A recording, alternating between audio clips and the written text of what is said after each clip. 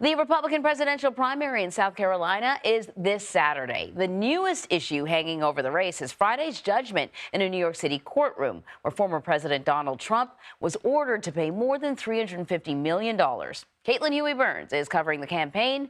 Caitlin, good morning.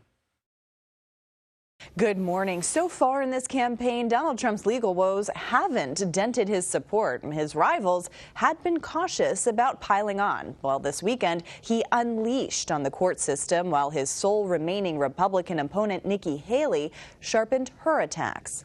The case is a complete and total sham. It's a sham case. Making his pitch to voters in Michigan this weekend, Donald Trump took aim at Friday's ruling in his civil fraud trial and other mounting legal proceedings. The judges and prosecutors that were dealing with me are essentially all the same, different wrappings, tone, manner, but always the same coordinated and overly nasty result. They are nasty. There's a lot of emotion in this room. Thank you. Earlier, the former president was met with a mix of chants and boos as he tried to rally support at a sneaker convention in Philadelphia, promoting gold Trump-branded high tops. It's a slightly different audience than I'm used to, but I love this audience. And while Trump is already shifting his attention to the general election against President Biden in the battleground states, former South Carolina Governor Nikki Haley is focused on Trump in her home state's Republican primary this Saturday.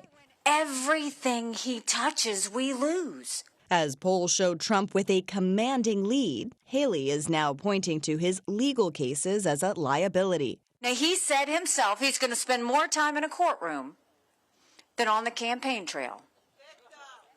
We can't win like that. Yet many of Trump's supporters are standing by him. I think some of it is politically motivated. Look at where you're at now versus where you were 4 years ago, and you'll realize you are much better off than Trump as president.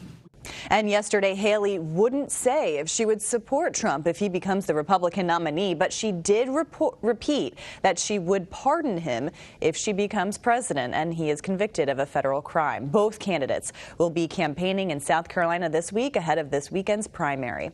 Anne-Marie? All right, Caitlin, thank you. With the latest on the campaign trail, we're joined by CBS News campaign reporter Olivia, Rinaldi, and Taurean Small. Both of you guys, I guess, are in Washington, I think. Just in different locations. All right, great. All right, so Olivia, we're going to start with you. It appears as if Donald Trump may be pivoting to focus more on the general election, I guess, than the primaries. But how are you noticing that sort of play out on the campaign trail? What's he talking about? Yeah, Anne-Marie, that's exactly right. And we saw this play out on Saturday specifically, where he visited two battleground states where he lost in 2020. Pennsylvania and Michigan. But not only did he visit the battleground states, but he went to Democratic strongholds within them. As you saw in Caitlin's piece, he spent the day in Philadelphia at SneakerCon, where he spoke to a younger crowd and got a bit of a mixed reception as he was unveiling those gold high tops that he is launching. And then he went on to Oakland County, Michigan, where I was. And there I saw tons of supporters come out for him. And this is a crucial county for him. This is a county that had traditionally voted Republican up until 2008 when Barack Obama had a blue wave in Michigan and had trended Democratic since then, voting for Democrats since 2008. So this is part of Donald Trump's effort to really pull away any independent voters and chip into what would be a Democratic stronghold in these crucial battleground states. I suspect that this sort of campaign strategy will play out going forward, where he'll spend more time in battlegrounds and in traditionally Democratic-leaning areas. So, Taurean, I'm curious about the mood in the Haley campaign as they get closer and closer to South Carolina. She's already said she's going to Super Tuesday no matter what, but this is her home state, and you know it's got to be important to at least do better than the polling suggests she will do. Yeah, and that seems to be the mission of the campaign. They're looking to close the gap versus an outright victory. And this is obviously a different message than when she started campaigning. She said, you know, South Carolina is a state that she won twice in statewide races. looking at the polling there, Donald Trump's up 35 points. So she's maneuvering her messaging really to inspire confidence and donors to continue to invest in her campaign. The reason why she's still in it is because she has a lot of backing from these big donors. She raised, I think, $6 million within 48 hours of the New Hampshire primary. She brought her total fundraising whole in January up to around $17 million. That's significant money to get her through at least Super Tuesday that she's looking to stay in this race. So, Olivia, I think you kind of touched on this, but what is next for Donald Trump? Well, first, he's got to get through South Carolina. That is this weekend, and we expect him to go back starting tomorrow, and he'll jump in and out of the state throughout the week.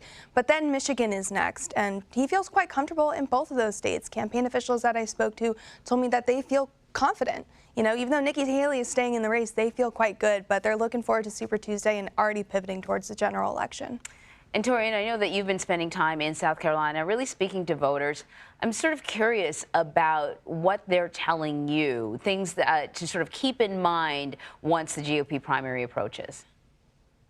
So there's two trains of thoughts among Republican voters in South Carolina. Those who are for Nikki Haley are looking to turn the page. They're not considering Donald Trump because they, like she has often pointed out, are unconvinced that he's unable to move away from the chaos that we've seen follow his campaign and presidency. But when it comes to Republicans that are backing Donald Trump, which appears to be the broader base of the Republican Party in South Carolina, they're not looking at Nikki Haley, and they're already looking ahead to the general election. Just like Donald Trump, they are backing the former president, and they don't care by the fact that she was the former governor. They think in terms of who's fit to lead this party moving forward, it's Donald Trump. All right, interesting. We will be watching closely. Olivia, Taurean, thank you so much, guys.